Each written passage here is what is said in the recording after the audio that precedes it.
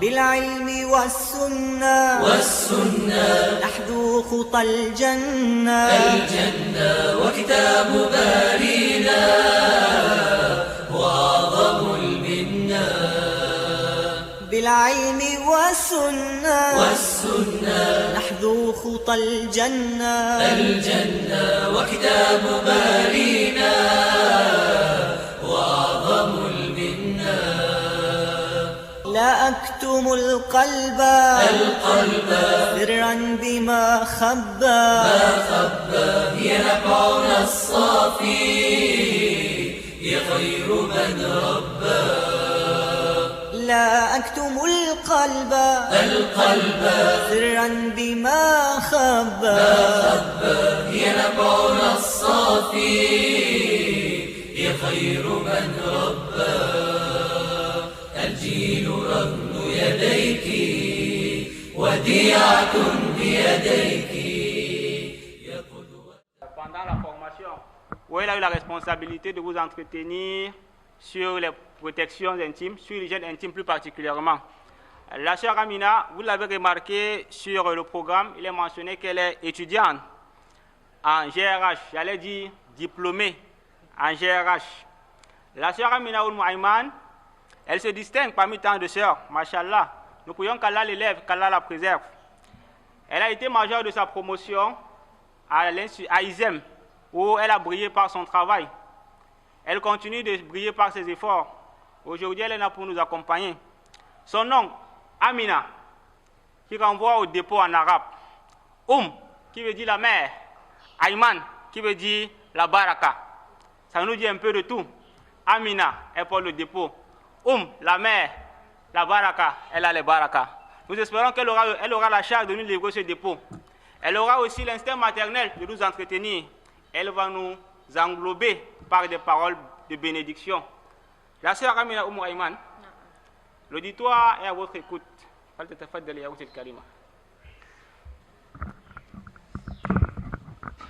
Bismillah. Toutes les louanges appartiennent à Allah qui nous a permis une fois de plus de nous retrouver dans cette mosquée, occasion renouvelée pour échanger sur la parole d'Allah subhanahu wa ta'ala. Nous implorons donc Allah de nous faciliter la bonne compréhension ainsi que la mise en pratique. Suite à quoi, aujourd'hui nous allons parler de la pudeur. Le thème qui nous est affairé, c'est « Ô toi ma sœur, sois pudique ». Donc nous allons échanger autour de quelques articulations, notamment ce qu'on entend par la pudeur. Donc on va aborder la définition de la pudeur. Par la suite, on parlera des arguments du Coran et de la Sunna qui traitent de la pudeur. Ensuite, on passera aux paroles des savants en ce qui concerne la pudeur. Par la fin, nous achèverons avec des exemples, des cas pratiques sur la pudeur. Alors sans tarder, nous allons entamer. On peut définir la pudeur comme étant l'ensemble du savoir, du langage, l'ensemble du savoir-faire, du comportement. Et lorsqu'on parle ici du savoir, de langage, c'est quoi? C'est ce qu'on dit. Qu'est-ce qu'on dit? Comment est-ce qu'on le dit? Et quand on aborde la notion du savoir du savoir-faire dans le comportement, c'est comment se comporter en fait. Parce que pas mal de personnes se disent que la pudeur se limite seulement à l'aspect vestimentaire ou au fait de baisser le regard. Oui, mais cela va bien au-delà de cela. On a un autre aspect qui est bien plus profond, qui est bien plus parlant. C'est le fait que la pudeur soit au centre de la morale du croyant. Parce que la pudeur est une branche de la foi. À cet effet donc, il s'agit d'un trait de caractère qui distingue l'individu, qui fait en sorte que l'individu, dans ses actions, dans ses agissements, dans son comportement, dans sa façon de s'exprimer, que ce soit oralement ou en matière d'action, qui se distingue. Pourquoi? Parce qu'il a la pudeur. Il a ce sentiment-là qui le pousse à bien se comporter, à bien se conduire, non seulement vis-à-vis de son créateur, mais vis-à-vis d'autrui. Alors, on a également rapporté d'Abu al-Asim,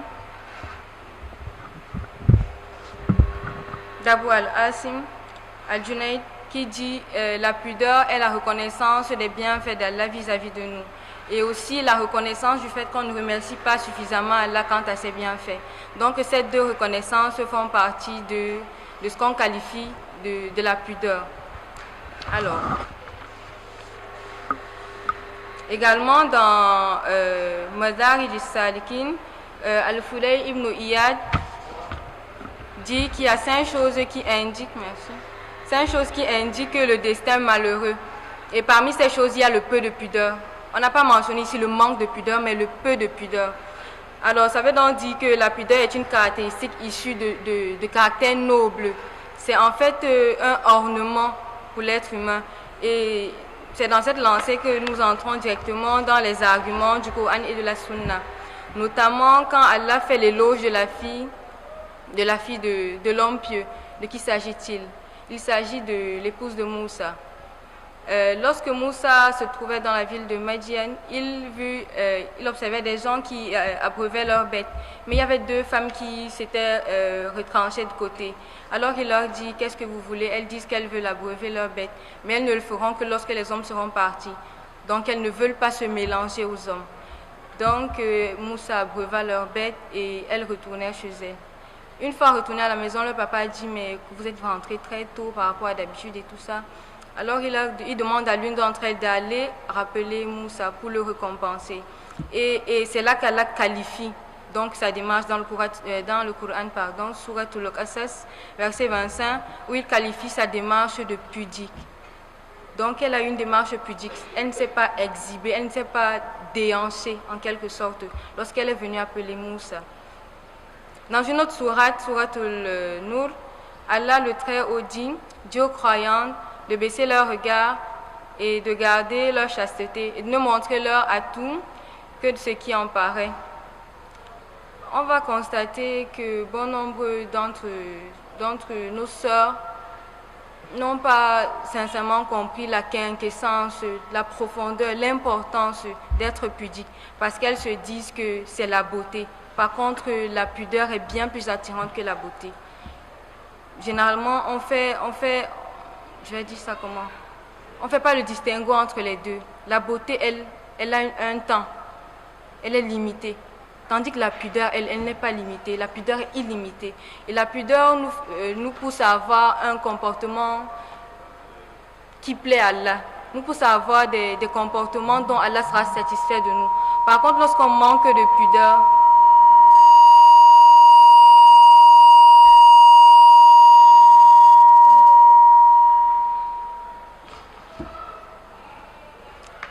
également, il y a un hadith d'Aïcha radiallahu anha où elle dit, lorsque Asma bint Abi Bakr entra chez elle, le prophète la vit avec un vêtement léger, un vêtement fin.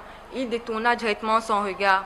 À cet effet, il lui dit, Asma, ne sais-tu pas que lorsque la femme atteint l'âge de la puberté, elle doit se couvrir et ne laisser que cela? En disant cela, il faisait mention aux mains et au visage. Ceci veut donc dire que la femme doit se couvrir. Mais au cours de notre échange pendant le séminaire, il y a des sœurs qui me disaient, vraiment on se couvre que lorsqu'on est marié. Ce n'est que lorsqu'on est marié qu'on se couvre. Pourtant, ce n'est pas le cas. Et je ne sais pas où c'est tiré. Également, dans un autre hadith, le prophète sallallahu alayhi wa sallam dit que la pudeur fait partie de la foi. Il y avait un homme qui reprochait fortement à son frère d'être trop pudique, au point de vouloir le frapper. Alors le prophète lui dit d'arrêter, car la pudeur faisait partie de la foi.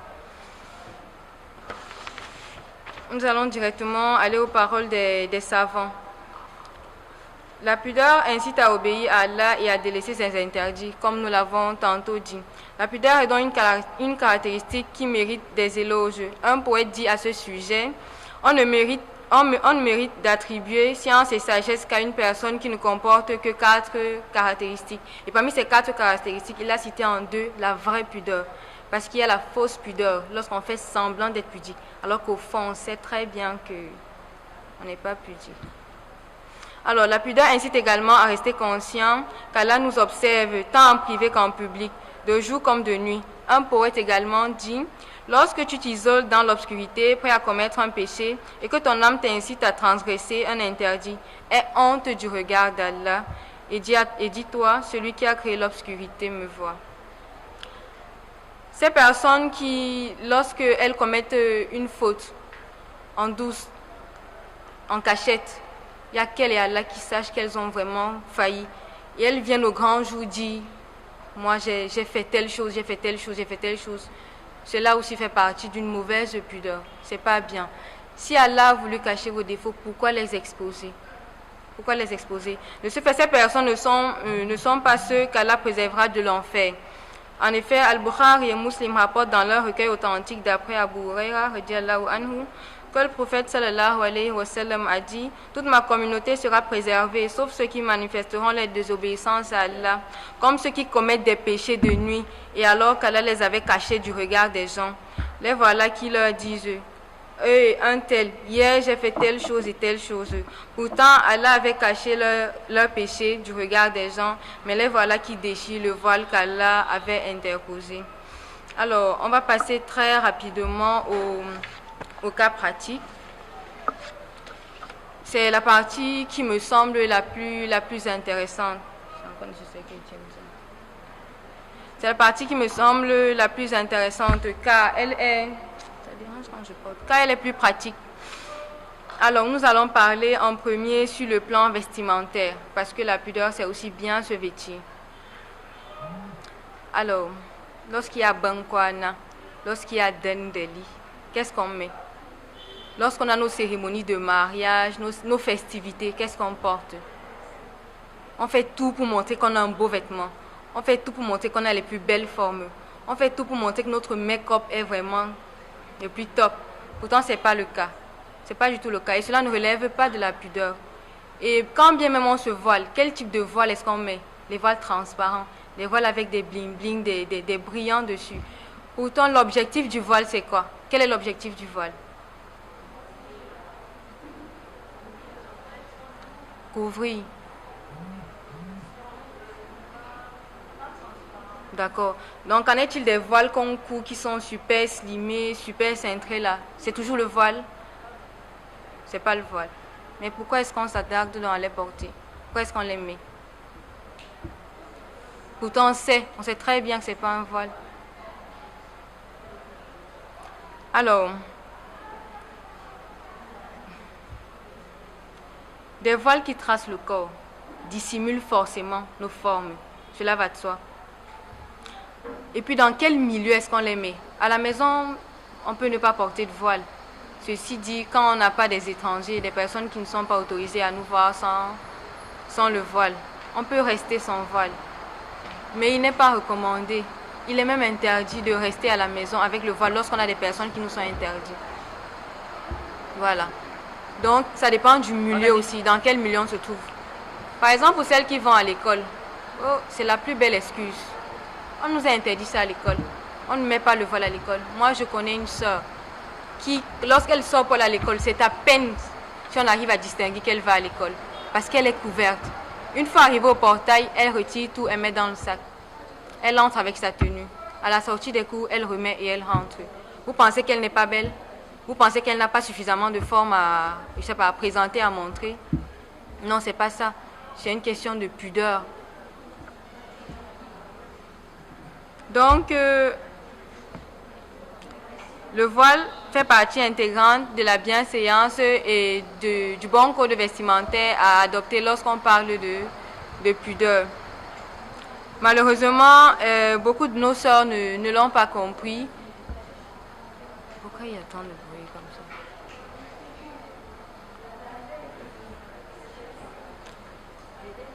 Ceci en raison des coutumes et traditions que l'Occident nous impose. Lorsqu'on se connecte, par exemple, on voit tel modèle de hijab, peu importe s'il frappe ou s'il ne frappe pas.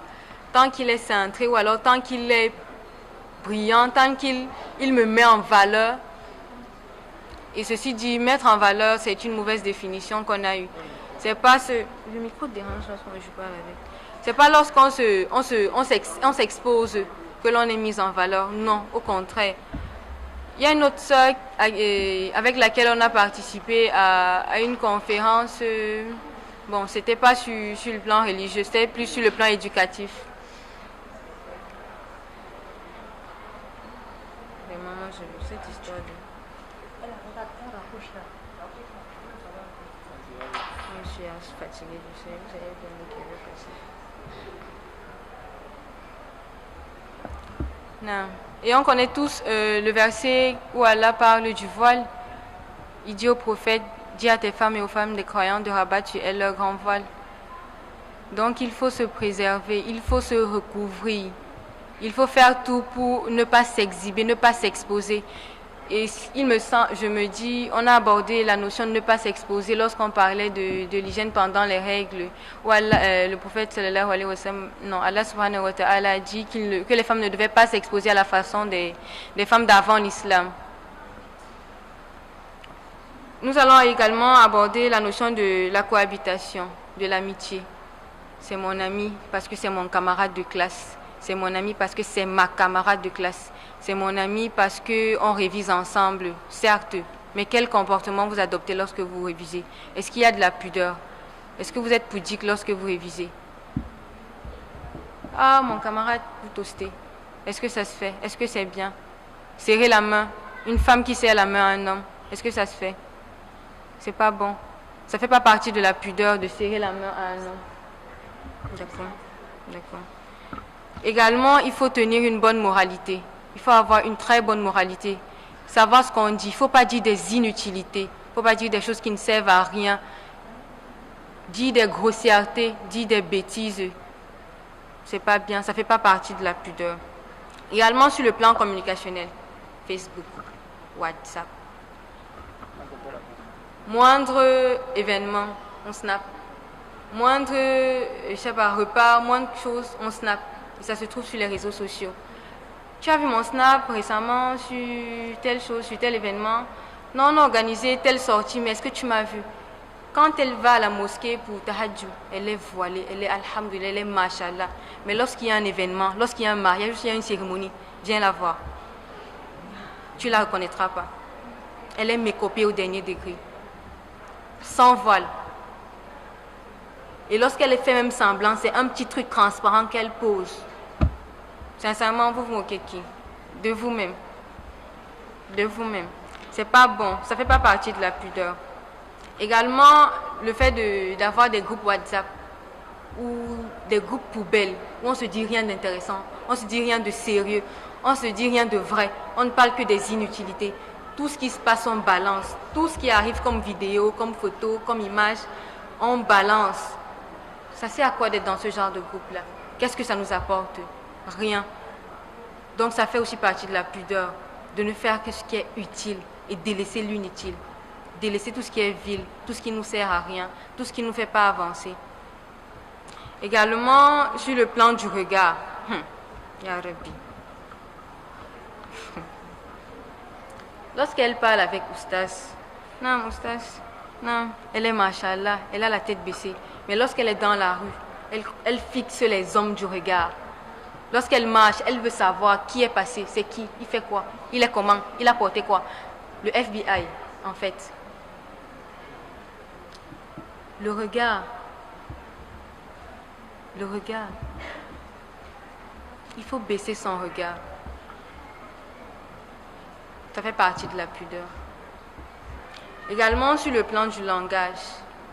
Lorsque vous vous adressez à votre soeur, lorsque vous vous adressez à un frère, ça ne doit pas être pareil. Lorsque vous vous adressez à une soeur, vous devez vous adresser de la plus belle des manières. Mais avec le frère, c'est encore plus grave parce qu'il faut être pudique. Il faut laisser les limites là. Les limites qu'Allah a placées, il faut les respecter. Dans le volume, je parle doucement, soit c'est mon époux. D'accord. Donc, quand on serre la main à un homme, lorsqu'on le fixe dans le regard, quel est le message qu'on véhicule? Je suis une grillée. Mis à part ça, quel est le message qu'on véhicule? Lorsque tu fixes un homme dans le regard et tu le salues en lui serrant la main, c'est quel message que tu transmets? Comment est-ce que tu veux qu'on te respecte ou alors comment est-ce que tu veux qu'il te regarde? Comment est-ce que tu veux qu'il te voie? Quelle est l'image que tu veux qu'il ait de toi? Forcément, ça ne sera pas une bonne image. Donc, on a parlé de Facebook, d'Instagram, de WhatsApp. Voilà, dans les groupes, les gens qui s'insultent, les gens qui font des règlements de compte sur Facebook. Tu postes ton image, mais ça dérange l'autre. C'est vrai, l'image n'est pas bonne, mais ce n'est pas à l'autre, la façon dont l'autre réagit, la façon dont l'autre répond. Vraiment, se dirait que vous aviez un problème particulier. Donc, il y a aussi ça, la manière de répondre à l'autre. Quelqu'un peut se tromper, mais votre façon de le ramène. Quelqu'un peut également se tromper, mais votre façon de réagir l'enfonce davantage. Donc, il est important de savoir comment se tenir, quelle conduite avoir, comment s'exprimer, qu'est-ce qu'il faut dire, comment le dire, à qui le dire. C'est aussi important. La façon qu'on parle à papa, ce n'est pas la même façon qu'on parle à son petit frère. Et ce n'est pas également la même façon qu'on parle à son grand frère. Ceci étant, on doit tous les respecter, mais à des niveaux différents. Celles qui publient leurs photos là, dénudées et tout ça, vous connaissez ce qu'on appelle le mauvais œil. Est-ce qu'il y a l'une d'entre vous qui sait que le mauvais œil existe? Ça existe? Vous exposez qui donc dans ce cas? C'est vous que vous exposez? Vous vous exposez vous-même? Il y a aussi les sites dangereux, les mauvais sites. Vous accédez, vous entrez dans le site. Il y a un site sur Facebook, j'oublie le nom. Il ne parle que on va dire de sauvagerie, de grossièreté, de bêtises, de choses pas bonnes. Et c'est pas bon pour le musulman. Surtout pour la femme musulmane. C'est pas bon. Également, nous avons des exemples plus que pratiques. La sœur Khadija, à côté de moi, est une infirmière diplômée d'État. Durant tout son parcours scolaire, il y avait les CCI, il y avait les interrogations, il y avait les soirées culturelles, il y avait les gastronomies, il y avait les trucs de coopérative et tout ça. Mais vous pensez que si elle s'était exhibée ou si elle s'était exposée ou alors si elle avait pris sur elle de faire tout ce qui lui plaît, bon, parce que je suis arrivée au collège, et surtout à partir du second cycle, on se dit vraiment, on a déjà atteint un certain niveau. Quand on commence à abréger le second 2D là, seconde C, seconde A, on pense que vraiment, oui, il faut que la démarche change, il faut que la façon de marcher, la façon de parler change.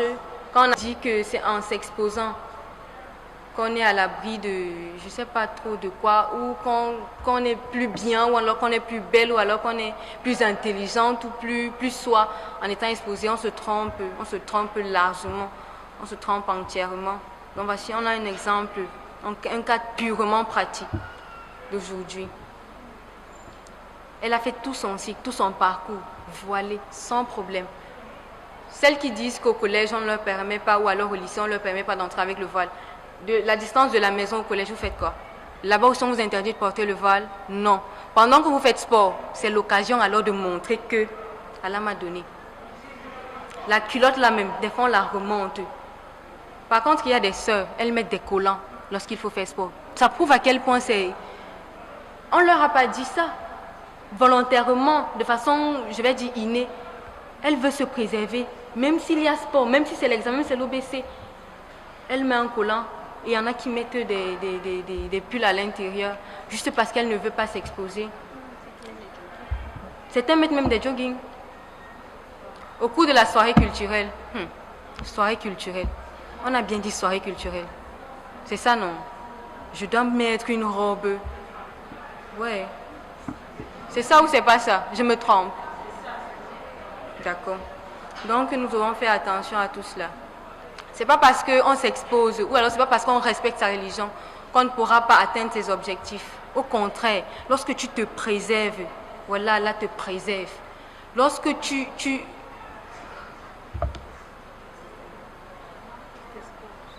s'exposer, voilà, ça ne nous apporte rien.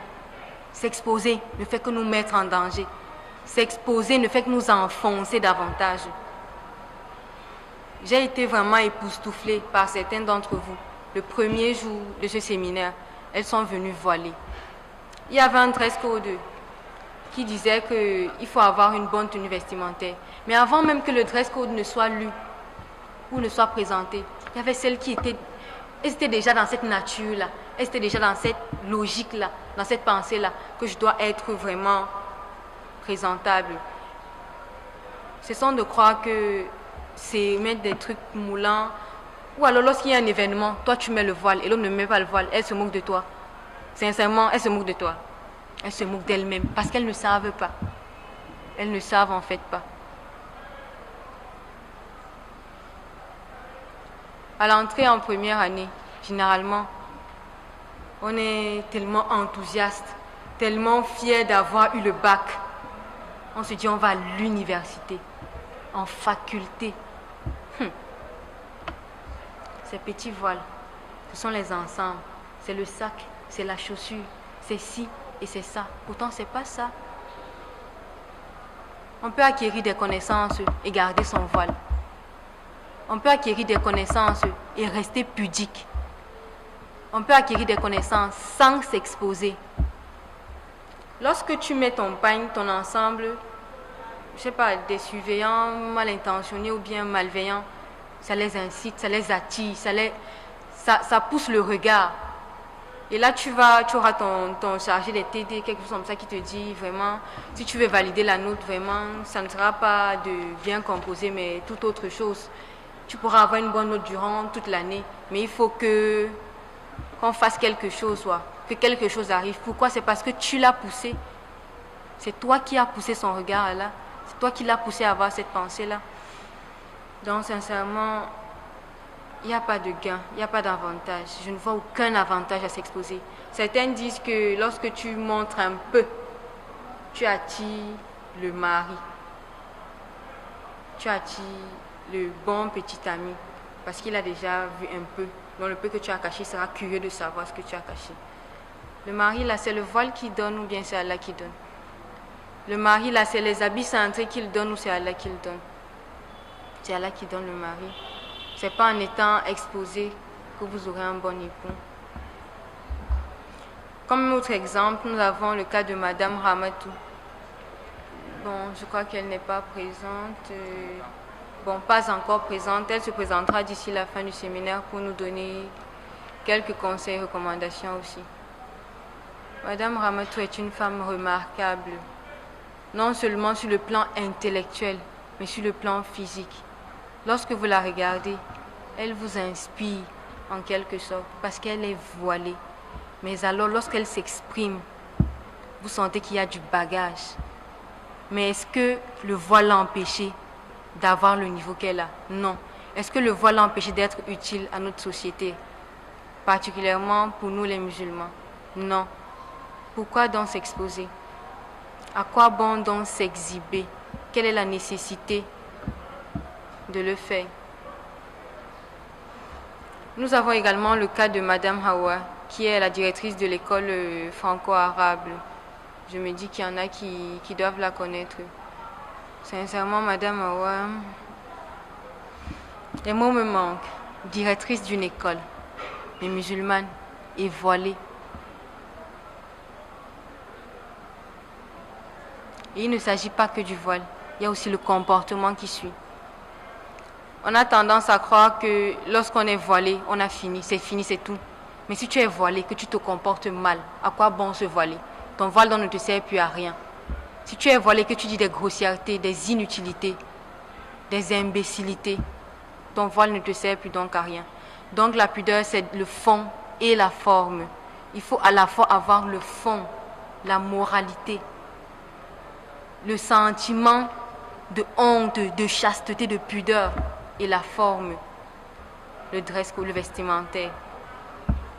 Alors, sans monopoliser la parole, je vais donner le micro à la sœur Khadija pour nous entretenir, en fait, pour nous donner des conseils, des orientations.